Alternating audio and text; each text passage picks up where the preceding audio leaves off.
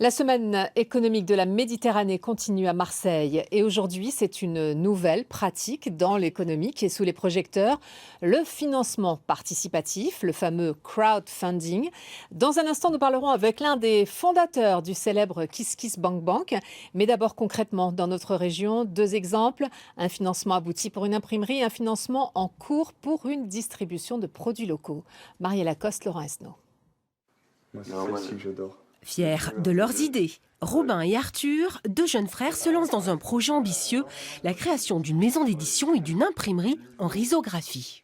La risographie, c'est une technique d'impression qui imprime couche par couche. Donc, par exemple, moi, ici, j'ai imprimé en rouge, bleu et or. Et donc, mon résultat final, ce sont mes trois couches qui vont se mélanger, à la différence de la sérigraphie, par exemple. Mais pour acheter une imprimante, il faut des sous. Ils ont fait un appel de fonds en crowdfunding, autrement dit en financement participatif. Ils ont récolté plus que le montant demandé et de précieux contacts. Par le crowdfunding, on a eu le réseau des auteurs, parce qu'on publie 4 livres, donc on a 4 écrivains et 4 illustrateurs, donc on a ce réseau-là qu'on a pu toucher. On a aussi réussi à toucher un réseau de librairies, un réseau d'acheteurs, de gens qui en parlent et surtout de fans, des gens qui ont des blogs, des gens qui en parlent sur Twitter, sur Facebook. Et donc ça, c'est très important. Avant même qu'on ait imprimé nos livres et qu'on ait nos machines, notre activité, elle est déjà lancée. Ces jeunes entrepreneurs ont fait confiance à une plateforme créée en septembre dernier à Marseille, Provence Booster. Ici, pas de projet individuel farfelu pour financer un voyage, par exemple, uniquement des entrepreneurs régionaux, porteurs de développement économique ou social.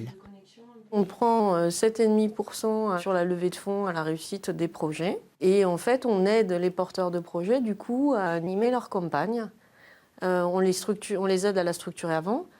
Pendant la campagne, en fait, on relaie l'information sur les réseaux sociaux, sur Internet et puis par d'autres moyens. Et ensuite, on les aide aussi après la campagne. Parmi les 7 projets retenus, une entreprise d'Aix-en-Provence, 1500 produits locaux en vente sur Internet et livrés dans des points relais. Sa trésorerie ne permet pas l'achat d'un camion pour remporter le marché des cantines scolaires. On est tout petit, on a besoin de se développer, ça nécessite effectivement des investissements importants. Il ne s'agit pas de remplir un compte en banque, mais bien de créer une dynamique qui va permettre à l'entreprise de se développer.